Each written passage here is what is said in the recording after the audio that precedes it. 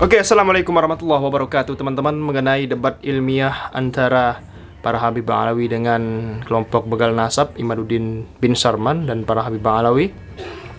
Jadi Gus Rumel Abbas mengungkapkan 7 alasan kenapa usulan Kiai Syarif itu mengada-ngada. Jadi di LC kemarin, teman-teman, di LC TV One ya, Kiai Syarif mengajak debat ilmiah lagi yang ketiga kepada Imaduddin dan Habib Alawi, teman-teman semuanya. Tapi apakah Kiai Syarif ini menjamin Imaduddin bisa datang nanti dalam debat ilmiah mengenai pembatalan nasab Alawi ya, teman-teman, kebenaran nasab Alawi? Mari kita lihat dari Gus Rumel Abbas pamit yang ngantor, teman-teman. Kalau Ustaz Novel Bamukmin bersedia, kapan pertemukan Kiai Imad dengan satu di antara 3? Habib Lutfi bin Yahya atau Taufik As-Segaf? Boleh kapan saja, insya Allah saya bertanggung jawab menghadirkan untuk diskusi, karena saya mau minta bolak-balik ke Kiai Imad, jangan sekedar menggelinding di luar. Ini saya bicara langsung, ayo ketemu, tapi pasti supaya selesai. Kita juga tidak mau ribut-ribut seperti ini. Baik. Karena gitu. Jadi mohon nanti antum jawab saja satu di antara 3 tadi. Kapan antum bersedia menghadirkan, saya tanggung jawab hadirkan Kiai Imad. Kalau buku yang 600 halaman saya sudah baca, bukunya Kiai Imad saya sudah baca.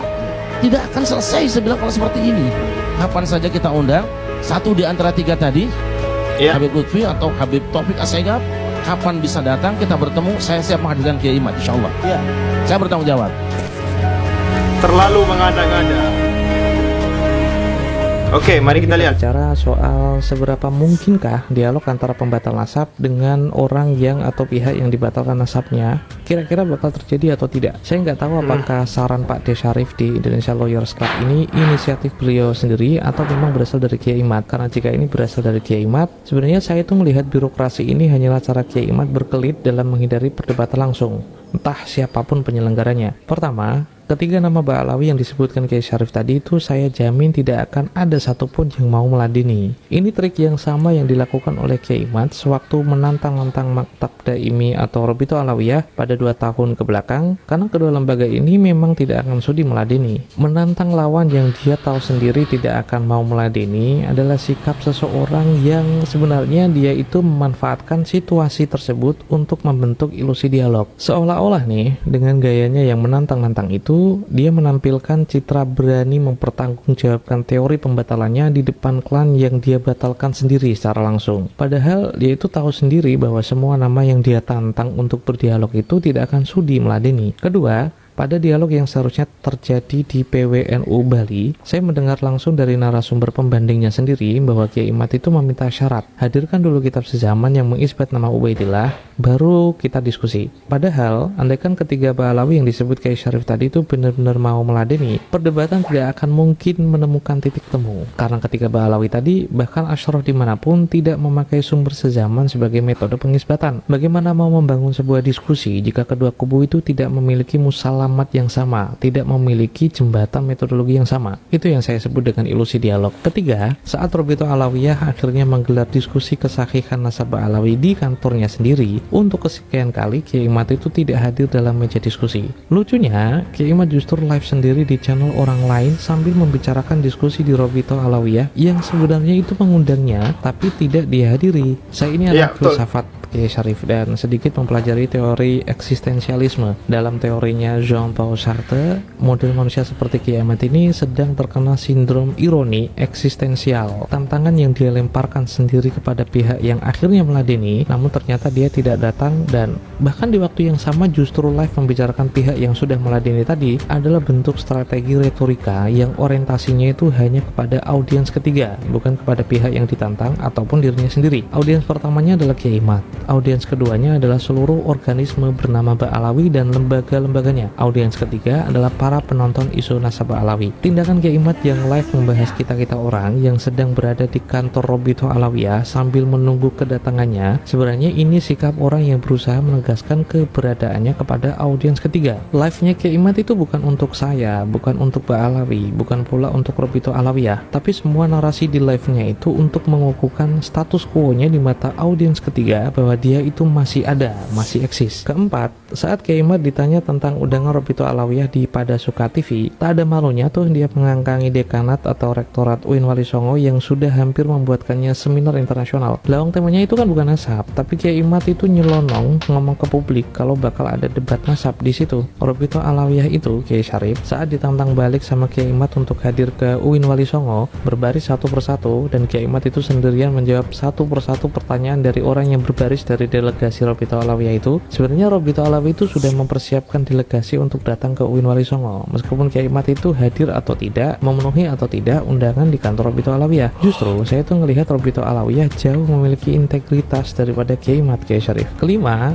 saya ulas sedikit tentang kenangan saya dengan Kiai Imad. Awalnya Kiai Imad itu hampir berdebat dengan satu orang Mbak Alawi. Seingat saya namanya itu Mara Segaf, asal Lampung. Rencananya debatnya akan disiarkan live di kanal pendukung Kiai Imad. Umar Asegaf mengajukan minimal 2 syarat, harus di ruangan tertutup dan didatangkan pakar sebagai juri. Karena Kiai Imad itu tidak mau memenuhi syarat yang diajukan oleh Umar, akhirnya Gus Zaini menawari saya untuk jadi pengganti. Alih-alih berdialog, justru badalnya Kiai Imad itu yang mewakili. Hingga Kiai Imad ngomong kalau hanya mau meladeni perdebatan dengan Mbak Alawi. Tapi lihatlah situs Nahdlatul Ulum atau minimal di RMI Yanu Banten. Ustadz Lutfi Rahman diladeni, Gus Wafi diladeni, Gus Najih diladeni, Lora Ismail diladeni, Khalil diladeni, Kiai Idrus Romli diladeni, Ustadz Abdul Somad diladeni, dan tak kurang 2 kali saya tuh live bareng Kiai Imad di Pada Suka, dan banyak sekali beliau meladeni tulisan saya. Saya itu menduga Kiai Syarif kalau Kiai Imad itu maunya memang kucing-kucingan lewat tulisan,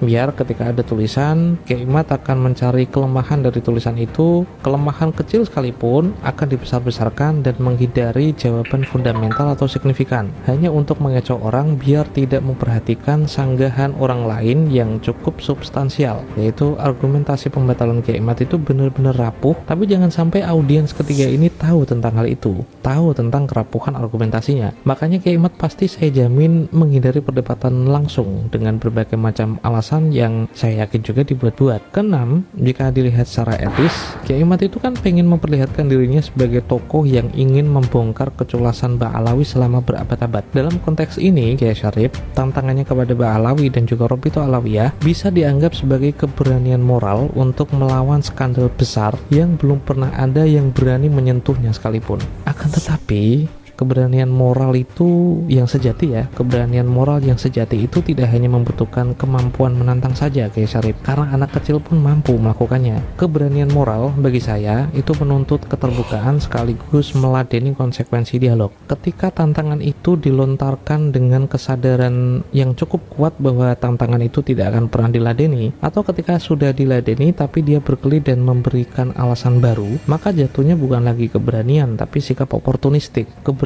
menantang tanpa dibarengi tujuan dialog. Makanya Kiai Imad itu selalu mencari-cari alasan, bahkan dibuat-buat, bukanlah bentuk keberanian yang terpuji. Saya itu punya kenangan manis Kiai Syarif. Di masa kuliah dulu itu saya ngelihat Kiai Said Akil Siraj datang sendirian untuk dirujak di depan Gus Saab dan Kiai Idrus Romli. Saya juga punya kenangan manis ngelihat Mas Sulil Absar Abdallah datang ke sebuah majelis untuk dirujak di depan Kiai Ahmad Baso, Gus Saab, dan Kiai Idrus Romli. Tapi sekarang saya tidak punya ekspektasi seperti itu untuk Kiai Imad, karena dari Kiai Imad saya jadi teringat sebuah pepatah bahwa pemenang itu akan mencari cara, sementara para pecundang hanya akan mencari-cari alasan. Ketujuh, daripada Kiai Syarif capek-capek membuat seminar atau debat untuk Kiai Imad dan ketiga Mbak Alawi yang Kiai Syarif sebutkan di Indonesia Lawyers Club, mending Kiai Syarif itu pakai biaya acara itu untuk mengundang para pakar, membiayai para pakar, supaya tesisnya Kiai Imad difalsifikasi oleh mereka. Kiai Syarif terlalu kejauhan membahas nasab Mbak Alawi itu sahih atau tidak atas dasar tesis Kiai Imad, karena nasab Mbak Alawi itu bukan nawazil, bukan perkara baru yang butuh hukum yang baru. Justru yang perlu diuji terlebih dahulu adalah validitas dan reliabilitas argumentasi Kiai Imad yang lolos uji para pakar. Itulah yang seharusnya Kiai Syarif rekomendasikan di ILC, karena seorang intelektual seperti Kiai Syarif tidak akan membiarkan sebuah tesisnya Kiai Imad itu diuji oleh publik atau netizen. Netizen itu Kiai Syarif belum tentu memiliki kapasitas dan perangkat intelektual yang sama dalam mengevaluasi dan memvalidasi benar tidaknya tesis Kiai Imad, karena mereka itu belum tentu dididik untuk mengerjakan hal itu. Membiarkan publik mengevaluasi tesisnya Kiai Imad adalah bentuk kezaliman intelektual. Pakar-pakar pakar yang akan Kiai Syarif undang nantinya akan menjadi harapan umat dalam memfalsifikasi karya tulis Kiai Imad yang cuma selevel isai yang dibalut kata-kata ilmiah, bukan artikel ilmiah, apalagi tesis ilmiah. Karena status nasab Ba'alawi itu secara syariat bukanlah nawazil, maka karya tulis Kiai Imad inilah yang disebut extraordinary claim, yang memerlukan bukti-bukti yang ekstraordiner dan perlu divalidasi secara ekstraordiner pula oleh para pakar. Bukannya berbalik,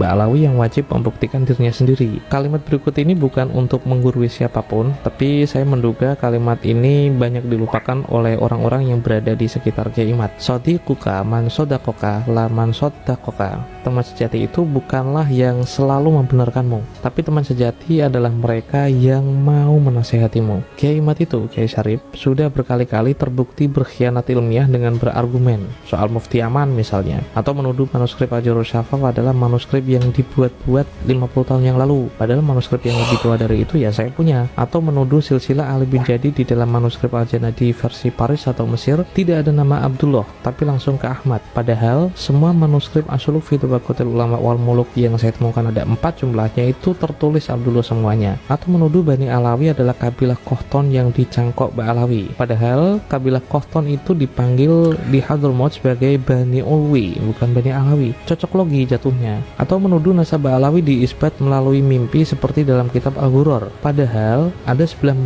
nama ulama di masa lalu yang disebutkan di dalam bait-bait Al-Ghuror, tapi Kiai Imad tidak pernah menyebut bait itu. Kiai Imad itu lebih butuh kawan yang bisa menegur kesalahannya, Kiai Syarif. Itu menurut saya, bukannya diglorifikasi sebagai mujadid seperti Kiai Marzuki Mustamar sematkan. Norak itu namanya. Jenengan semua bukan anak kecil. In uridu ilal islah mastata'tu, saya Mulabas yang bapaknya ngantor. Salam hangat untuk pada. Nah, video ini ditujukan kepada pada suka TV ya. Itu dia 7 alasan kenapa usulan Kiai Syarif untuk debat ilmiah mengajak Imaduddin akan mendatangkan Imaduddin di dalam melawan debat melawan Ba'alawi itu mengada-ngada, teman-teman. Luar biasa penjelasan dari Gus Rumail Abbas. Mantap, teman-teman. Sekian video kali ini, jangan lupa subscribe MPH Channel. Terima kasih. Assalamualaikum warahmatullahi wabarakatuh.